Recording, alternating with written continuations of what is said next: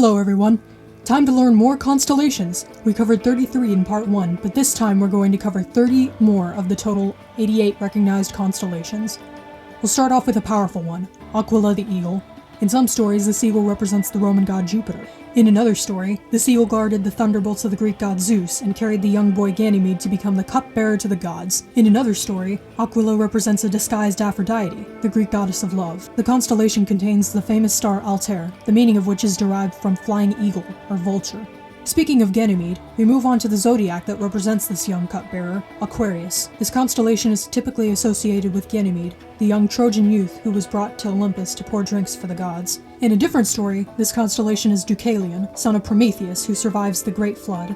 The constellation contains the supergiant star Sadalsuud, as well as the Saturn Nebula and the Helix Nebula.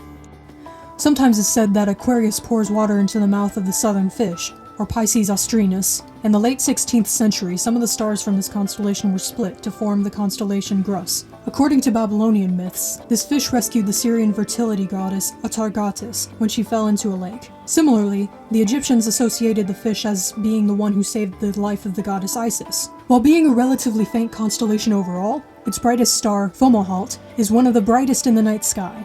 Breaking off from that constellation, we have Grus, the crane. Since it was formed so late, the only mythological connection this constellation has is that the crane was the sacred bird of Hermes, the Greek messenger god. The brightest star in Grus is Alnair, which translates to the bright one from the fish's tail in Arabic.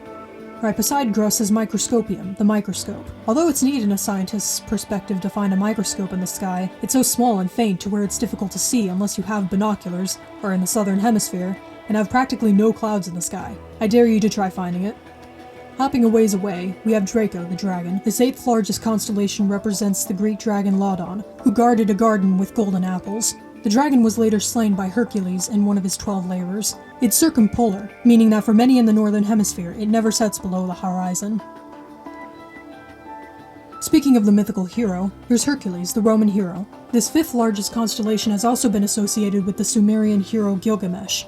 In terms of Hercules, though, the Greek goddess Hera, wife of Hercules' unfaithful father Zeus, sent Hercules into a mad craze that made him kill his wife and children. To atone for his actions, he was sent on 12 dangerous labors. After completing these, he married someone else who accidentally killed him, and then he was placed in the stars.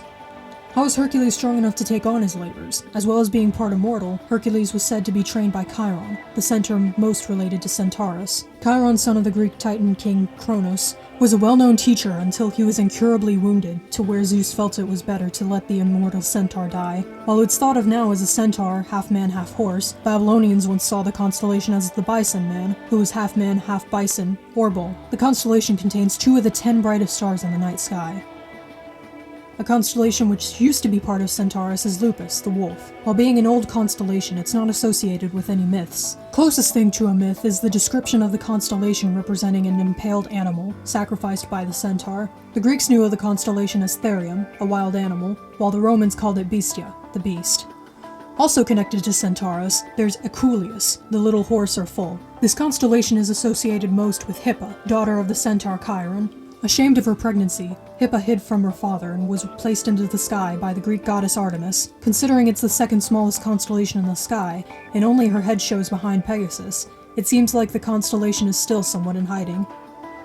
Another animal constellation is Corvus, the crow or raven. Corvus represents the sacred bird of the Greek god Apollo, who watched over one of Apollo's lovers. It was said that the bird originally had white feathers, but when Apollo's pregnant lover fell in love with another man, Apollo scorched the feathers of the raven, causing all ravens to be black. In the constellation, Corvus contains the Antenna galaxies, a pair of interacting galaxies. The constellation also contains the Sail asterism, which points the way to the brightest star in Virgo.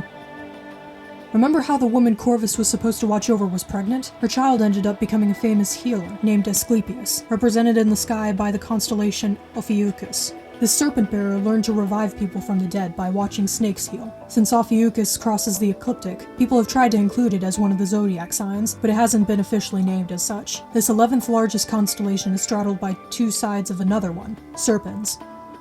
Serpens the serpent is divided into 2 parts, Serpens caput and Serpens cauda, or the head and tail. Serpens contains the Eagle Nebula, within which are the Pillars of Creation, a famous region photographed by Hubble. Serpens is usually depicted as being held by Ophiuchus.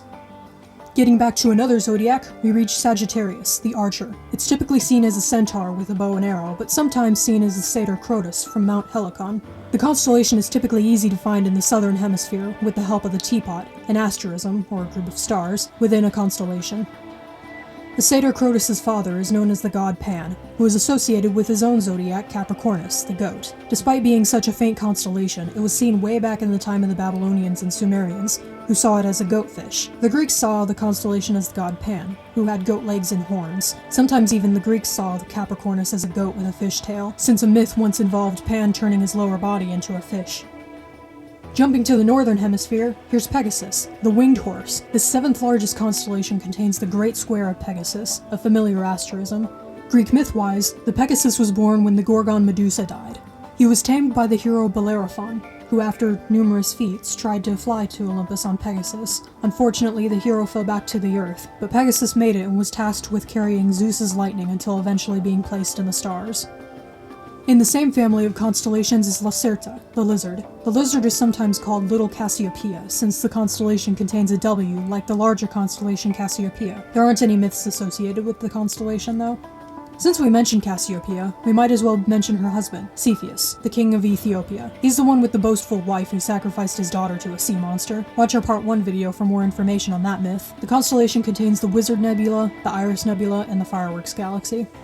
Nearby is Cygnus, the swan, which can be found with the help of the Northern Cross asterism. In Greek mythology, Cygnus is associated with the swan form Zeus turned into to seduce Spartan Queen Leda, the mother of Castor and Pollux, the Gemini twins. Cygnus is also referred to as the Greek tragic hero Orpheus, who was killed and placed in the sky as a swan beside his lyre. The string instrument lyre is also known as the constellation Lyra. With the help of his lyre, Orpheus was able to charm stones with his music and help the other Argonaut adventurers make it past the alluring siren songs. The constellation contains Vega, the 5th largest star in the night sky. Lyra has also been connected with Delphinus, the dolphin. In one myth, the dolphin saved the life of a poet and a musician named Arion by carrying him away from sailors who tried to kill him. For the dolphin's actions, the dolphin was placed next to Arion's lyre in the sky. It's also been called the dolphin that the sea god Poseidon sent to Amphitrite, a Nereid he wanted to marry. A nearby constellation is Vulpecula, the Little Fox. The faint constellation rests inside the large Summer Triangle asterism, and it contains the famous Dumbbell Nebula, the first planetary nebula discovered. The constellation was at one point split, only to be rejoined later. Let's get to the joint zodiac signs, starting with Libra, the weighing scales that are often depicted as being held by Virgo. Libra is the only zodiac constellation that represents an object rather than an animal or character from mythology. Libra contains Methuselah, which is currently the oldest star known in the universe. Virgo the Virgin is one of the zodiac constellations. Virgo is the second largest constellation in the sky, containing Spica, one of the brightest stars in the night sky. Virgo contains the most stars with known planets of all the constellations as well. Virgo is considered the Greek goddess of justice, Dike, or sometimes considered Astrea, daughter of the star and dawn deities. In other versions, Virgo is the Greek goddess Demeter, the Syrian fertility goddess Atargatis, the fortune goddess Tyche, or Origone, the daughter of Aquarius. Who is Aquarius? According to some, he's represented by the constellation Boötes The Plowman. The constellation contains the third brightest star in the night sky, Arcturus. Myth-wise, he's said to drive the oxen in the Ursa Major constellation to keep the skies in rotation around the polar axis. In a Greek myth, Boötes was Arcus, son of Zeus, who ran into his mother in bear form due to Hera's meddling. To ensure Arcus didn't accidentally kill his mother, Zeus placed both of them in the sky. Then there was another tale where Boötes was a grape grower named Icarius, who impressed the Greek wine god Dionysus so much that Dionysus gave Icarius the secret of winemaking. When Icarius gave some to his friends, their hangovers made him think that Icarius tried to poison them, so they murdered him, and Dionysus placed Icarius in the sky. The two dogs of Boötes were part of Canis Winatiki, the hunting dogs. These dogs, Asterion and Kara, weren't considered their own constellation until 1687. They contain the Sunflower Galaxy and are associated with the Canis Winatikids meteor shower in January.